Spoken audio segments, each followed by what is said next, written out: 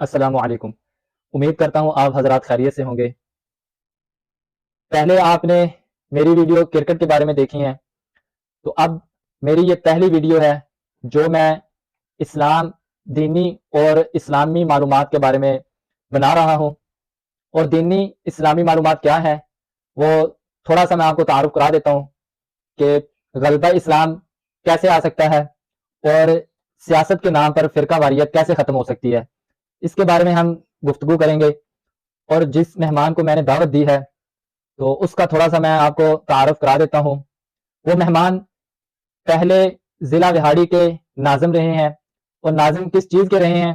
وہ M S O ایک تنظیم ہے، اس کے ناظم تھے ضلع وہاڑی کے۔ تو اس کے بعد اب وہ اسلام آباد میں آ گئے ہیں۔ اسلام آباد میں وہ اسلامک یونیورسٹی کے طالب علم ہیں، اور اسلامک یونیورسٹی میں وہ اپنی تعلیم حاصل کر رہے ہیں۔ اور اسلامک یونیورسٹی میں ان کو ایم ایس او کی طرف سے نائب ناظم کا عہدہ ملا ہے۔ اور دوسرا یہ کہ یہ ایک مدرسے میں بھی اپنی جو تعلیم ہے وہ مکمل کر رہے ہیں۔ تو ان کی مدرسے کی جو تعلیم ہے وہ بھی تقریباً وہ نزدیک ہی لگے ہوئے ہیں، اس کے 1-2 سال ہی رہ گئے ہیں کہ مدرسے کا جو کورس ہے وہ ان کا مکمل ہو جائے گا۔ میری مراد وسیم الحسن صاحب ہیں، اور آئیے ہم ان سے وہ سوالات کا آغاز کرتے ہیں، اور یہ آپ لوگوں کو بتائیں گے، ان سوالوں کا جواب یہ آپ کو بتائیں گے۔ تو پہلا میرا سوال یہ ہے کہ ملکی معیشت بدحالی کا شکار ہے، اور اسلامی نقطہ نظر سے آپ یہ بتائیے کہ اس معیشت کا حل کیا ہے؟ بسم اللہ الرحمن الرحیم۔ سب سے پہلے تو توصیف بھائی آپ کا بہت بہت شکریہ جو آپ نے ہمیں آج موقع دیا گفتگو کرنے کا۔ تو جزاک اللہ۔ دیکھیں، اسلام ملکی معیشت جو ہے اس وقت بدحالی کا شکار ہے، ٹھیک ہے۔ اس کا جو حل ہے، ملکی معیشت کیسے ٹھیک ہو سکتی ہے، اس کا حل پیش کرنے کی ضرورت نہیں ہے ہمیں، کیونکہ اس کا حل آج سے 1400 سال پہلے جب نبی صلی اللہ علیہ وسلم اس دنیا میں تشریف لائے تو وہ اس چیز کا حل لے کر آئے تھے۔ اس وقت بھی یہی صورتحال تھی جس کا آج ہم نئے طریقے سے اس کا حل ڈھونڈنا چاہتے ہیں۔ نبی صلی اللہ علیہ وسلم جس وقت تشریف لے کر آئے اس وقت آپ اگر سیرت طیبہ کا مطالعہ کریں تو اس وقت انسانیت بڑی بدحالی کا شکار تھی، لیکن وہ نظام لے کر آئے معیشت کا جو اللہ تعالیٰ نے مسلمانوں کو دیا۔ نبی صلی اللہ علیہ وسلم نے وہ عملی طور پر نافذ کیا صحابہ اکرام کے اوپر، اور صحابہ اکرام نے اس نظام کو فالو کیا تو پوری دنیا کے اندر چھا گئے۔ وہ نظام کیا تھا؟ وہ معیشت کا نظام کیا تھا؟ اس کی مثال ہمیں آج بھی مطالعہ پاکستان میں قائد اعظم کے فرامین میں ملتی ہے۔ چلو وہ تو دور کی بات ہے نا۔ قائد اعظم رحمۃ اللہ علیہ نے جب اسٹیٹ بینک کا افتتاح کیا تو اس وقت انہوں نے کیا گفتگو کی؟ انہوں نے ان کے سامنے ایک پوری دنیا کا نظام تھا۔ اس وقت مغرب اوپر مسلط تھا، مغربی نظام موجود تھا وہاں پر۔ مغرب کے ہونے کے باوجود انہوں نے کہا کہ یہ جو مغرب کا نظام ہے یہ مکمل طور پر فلاپ ہو چکا ہے، یہ صرف سرمایہ دارانہ نظام ہے۔ ہمارا جو نظام ہے معیشت کا جو سود سے پاک ہے، ٹھیک ہے، جو غریب اور امیر میں فرق پیدا نہیں کرتا، ٹھیک ہے، جو ایک زکوٰۃ کا نظام ہے جس میں دولت جو ہے وہ ایک کے پاس جمع نہیں ہوتی، وہ گردش میں رہتی ہے غریب اور امیر کے درمیان، ٹھیک ہے۔ تو جب تک ہم وہ اسلامی نظام جو سود سے پاک ہو، جس میں زکوٰۃ کا نظام ہو، ٹھیک ہے، امیر طبقے سے زکوٰۃ وصول کی جائے اور غریب طبقے تک پہنچائی جائے، جب یہ نظام آ جائے گا تو انشاءاللہ تعالی ہمارا جو معیشت کا نظام ہے یہ خود بخود ٹھیک ہو جائے گا، اور ہم پوری دنیا کے اندر ایک سٹرونگ معیشت کے طور پر کہلائے جا سکتے ہیں اور دیکھ سکتے ہیں۔ تو یہ ہمارا پہلا سوال تھا، وسیم صاحب نے اس کا بہت ہی خوبصورت جواب دیا۔ اور دوسرا ہمارا سوال یہ ہے کہ سیاست کے نام پر ملک میں فرقہ واریت عروج پر ہے، تو اسلام میں اس کا حل پیش کریں کہ یہ فرقہ واریت کیسے ختم کی جا سکتی ہے؟ دیکھیں، اسلام نے جو فرقہ واریت، وہ کسی قسم کی بھی فرقہ واریت تو اس کی سخت مذمت کی ہے۔ جو مغرب ہے نا، مغرب ہمیشہ مسلمانوں کو کمزور کیسے کیا؟ اگر آپ تاریخ کا مطالعہ کریں تو اس نے مسلمانوں کو تقسیم کیا، وہ ڈائریکٹ آ کر ایک جنگ کے ذریعے مسلمانوں کو ختم نہیں کر سکا. اس نے ہمیشہ ہی ایسا یعنی کہ نظام پیش کیا، ایسی حرکات کی اور ایسی کارروائیاں مسلمانوں کے درمیان کی جس میں مسلمان دو طبقوں کا شکار ہو گئے. پھر جیسے ہی طبقاتی تفریق پیدا ہوتی گئی، مسلمان آپس میں فرقہ واریت کا شکار ہو گئے. وہ مذہبی فرقہ واریت ہو، وہ سیاسی فرقہ واریت ہو، تو جب تک متحد نہیں ہو سکیں گے تب تک ہم کفر کا مقابلہ نہیں کر سکیں گے. تو اس کا حل جو ہے وہ ہمیں اسلامی تعلیمات میں ملتا ہے. اللہ تعالیٰ قرآن مجید فرقان حمید میں بھی فرقہ واریت کی سخت مذمت فرماتے ہیں. وَاعْتَصِمُوا بِحَبْلِ اللَّهِ جَمِيعًا وَلَا تَفَرَّقُوا. تو اسی طرح نبی صلی اللہ علیہ وسلم کے فرامین میں بھی صحابہ اکرام رضوان اللہ علیہم اجمعین متحد ہو کر پوری دنیا کے اندر انہوں نے اسلام نافذ کیا. تو اس کا حل یہ ہے کہ ہمارے جو سیاستدان ہیں، جو اس وقت صاحب اقتدار ہیں، اقتدار کے اوپر ہیں، تو سب سے بڑی بات یہ ہے کہ ان تک اسلامی تعلیمات نہیں پہنچی. وہ اسلام کو پڑھا نہیں ہے انہوں نے. جب اسلام کی صحیح حقیقی روح کو صحیح معنی میں سمجھ کر قرآن مجید کو پڑھیں گے تو انشاءاللہ تعالیٰ یہ جو فرقہ واریت ہے یہ ختم ہو جائے گی، اور یہ سارے متحد ہو کر پھر جو ہے یہ حل اس کا یہی نکل سکتا ہے. تو اس کے لیے یہ جو کردار ہے، یہ جو بڑے علماء اکرام ہیں جو اس وقت، ان کو ادا کرنا ہوگا. جو سنجیدہ طبقہ ہے اس کو ادا کرنا ہوگا. اور تیسرا ہمارا سوال یہ ہے کہ اسلام کا غلبہ کیسے ممکن ہو سکتا ہے؟ دیکھیں یہ سوال بہت اہم ہے. اس کا مختلف جو مفکرین نے اپنے انداز سے حل پیش کیے.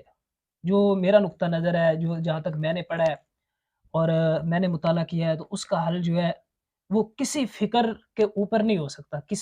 جس طرح اس وقت لوگ مولانا مودودی کی فکر کو لے کر بھی چل رہے ہیں، ٹھیک ہے، اور اسی طرح مختلف، میں مولانا مودودی صاحب کی اس وقت کیونکہ ان کی ایک جدید انہوں نے فکر پیش کی، ایسے ہی ہے. ٹھیک ہے، تو اس لیے میں نے ان کو ذکر کر دیا. مختلف، جس طرح خمینی کی فکر ہے، ٹھیک ہے، اس طرح مختلف لوگ ہیں جو ان کی فکر جو کہتے ہیں کہ یہ نظام ہونا چاہیے. تو جو میرا نقطہ نظر یہ ہے کہ وہ جو فکر نبی صلی اللہ علیہ وسلم نے دی اور صحابہ اکرام نے اس پر عمل کیا اور نظام خلافت راشدہ قائم کیا، ٹھیک ہے، پھر جب نظام خلافت راشدہ قائم ہوا تو پھر پوری دنیا کے اندر ایک مسلمانوں کے اثرات پڑے. تو یہ جو ہے اسلام کا غلبہ یہ اب بھی اگر آ سکتا ہے، ممکن ہو سکتا ہے، تو یہ صحابہ اکرام کے نقش قدم پر چل کے ہو سکتا ہے، ان کے ایسے ہی ہے. نظام کو فالو کر کے ہو سکتا ہے. اس کے علاوہ بالکل نہیں ہو سکتا. یعنی یہ میرا نقطہ نظر ہے.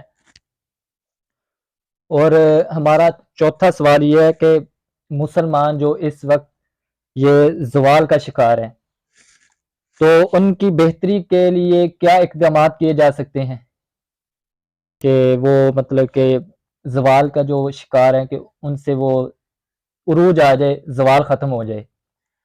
دیکھیں اسلام جو ہے نا، اسلام ایک مکمل ضابطہ حیات ہے. صرف ایک قوم کے لیے نہیں آیا، صرف ایک قبیلے اور ایک ملک کے لیے نہیں آیا. اسلام ایک پوری دنیا کے لیے آیا ہے. پوری دنیا کے مسائل کا حل اسلام نے پیش کیا ہے، ٹھیک ہے. تو ہمارا جو مذہب ہے یہ ہر زندگی کے ہر شعبے میں رہنمائی کرتا ہے. وہ سیاست کا شعبہ ہو، وہ معیشت کا شعبہ ہو، ٹھیک ہے، وہ تعلیم کا شعبہ ہو، جس قسم کا بھی ہو. یعنی کہ پیدا ہونے سے لے کر مرنے تک کے جتنے بھی مسائل ہیں، ٹھیک ہے، وہ ملکی نظام ہو، تمام کا احاطہ کرتا ہے، تمام کا مسائل پیش کرتا ہے. ہم نے صرف اور صرف مذہب کو اپنی ذاتی حیثیت سے سمجھنا شروع کر دیا، ٹھیک ہے. یعنی کہ صرف اس کو عبادات کے ساتھ جوڑ دیا ہے کہ صرف عبادات یہ اسلام ہے. نہیں، عبادات ضروری ہیں، ٹھیک ہے، عبادات ضروری ہیں. ضروری ہونے کے ساتھ ساتھ جو ایک نظام ہے، ملکی نظام ہے، وہ بھی اس کا بھی حل پیش کرتا ہے، معیشت کا بھی حل پیش کرتا ہے. جب ہم ان تمام چیزوں میں اسلامی نظام کے اندر، یعنی کہ ایک نظام کے تحت جب اسلام کو ہم فالو کریں گے تو انشاءاللہ تعالی یہ مسلمان اجتماعی طور پر پوری دنیا میں ترقی کرنا شروع ہو جائیں گے. ہر چیز کو اسلامی نقطہ نظر سے جب ہم آگے بڑھانے کی کوشش کریں گے، اس میں اللہ تعالیٰ کی طرف سے برکات بھی ہوں گی، مسلمانوں کے روحانی تربیت بھی ہوگی. تو اقدامات اس کے لیے یہی ہونے چاہیے کہ ایک نظام تعلیم ہے، ٹھیک ہے، نظام تعلیم ایسا ہو کہ جب بچہ مدرسے میں جائے، یعنی کہ اسکول میں جائے، تو اس کو ایک ایسا ماحول فراہم ہو جو مکمل طور اسلامی ہو، اسلامی معاشرہ ہو، جس کے اندر وہ رہ کر قرآن و حدیث کا علم حاصل کر سکے، ٹھیک ہے۔ اس کے علاوہ دنیا کے جو مسلمانوں نے کارنامے سر انجام دیے ہیں ان کا علم ہو سکے، یعنی کہ جب ہم ابتدا سے ہی مسلمانوں کو قرآن مجید اور احادیث مبارکہ اور اپنے اسلاف سے جب ہم ان کو ختم کریں گے، جوڑیں گے نہیں، ان کو بتائیں گے نہیں کہ ہمارے اسلاف نے یہ قربانی کی، ہم بتائیں گے نہیں کہ مسلمانوں نے فلاں خطے پر اتنے 100 سال حکومت کی ہے اور یہ کارنامے سر انجام دیے ہیں، ٹھیک ہے۔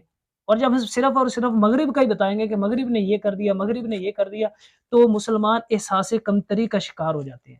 بچے بھی جب بچپن سے تربیت کی جاتی ہے تو اس وقت احساس کمتری کا شکار ہو جاتے ہیں، آگے ان کو کوئی بتانے والا نہیں ہوتا، ٹھیک ہے۔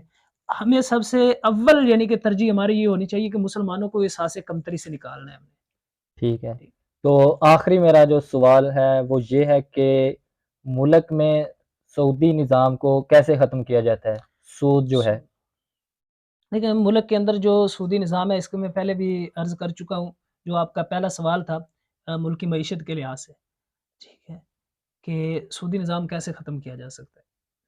دیکھیں سودی نظام کے لیے ہمیں اس وقت پوری دنیا کے اندر ایک نظام رائج ہے، ٹھیک ہے، وہ مغرب کا نظام ہے، اور اس کے تحت سارے جتنے بھی کنٹریز ہیں وہ اس کے مطابق چل رہے ہیں۔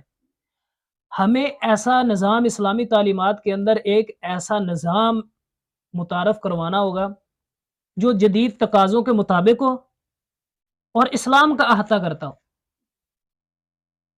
تاکہ مغرب کا اس کے ذریعے توڑ کیا جا سکے۔ جب تک ہم یہ نہیں کریں گے تب تک ایک تو پوری دنیا نے تو کیا قبول کرنا ہے، ہمارے اپنے لوگ قبول نہیں کریں گے، کیونکہ جب ہم اس نظام کا خاتمہ کریں گے تو ہم صاف ظاہر ہے جب ہمارے پاس اس کے مقابلے میں ہمارے پاس اسلامی نظام نہیں ہوگا، ٹھیک ہے، وہ جدید قسم کی جو ایک یعنی کہ جو اس کے مسائل ہیں پیدا ہوں گے، معیشت کے مسائل پیدا اس کا حل موجود نہیں ہوگا تو ہم بالکل زوال کا شکار ہو جائیں گے، معیشت بدحال ہو جائے گی، تو لا محالہ جو ہے وہ لوگ ہم سے متنفر ہونا شروع ہو جائیں گے، عوام کے اندر فرقہ واریت بڑھے گی، عوام کے اندر بے روزگاری پیدا ہوگی۔ ہمیں اس چیز کا جلد از جلد علماء کو اکٹھا ہو کر، ٹھیک ہے، اس کے علاوہ جو معیشت میں لوگ مہارت رکھتے ہیں ان کو اکٹھا ہو کر اس کا حل سوچنا ہوگا، اس کا حل سوچ کر عوام الناس کے سامنے رکھے اور اس نظام کا خاتمہ کرے، اس کا حل یہی ہے۔ چلو بہت شکریہ آپ کا کہ جو آپ نے اپنے مصروف وقت میں سے ہمیں اپنا قیمتی وقت دیا۔ تو یہ تھے حضرت وسیم الحسن صاحب جنہوں نے ہمارے کچھ سوالات کا جواب دیا اور قرآن و سنت کی روشنی میں وہ جواب دیا کہ فرقہ واریت کیسے ختم کی جا سکتی ہے، اور ملکی معیشت اس کا بھی ہمیں قرآن و سنت کی روشنی میں اس کا جواب دیا، یعنی کہ ہمارے جو سوالات تھے وہ سب قرآن و سنت کی روشنی میں ان کے جوابات ملے ہمیں، تو میں ان کا بہت ہی شکر گزار ہوں کہ جو انہوں نے ہمیں ٹائم دیا، تو بہت شکریہ آپ کا۔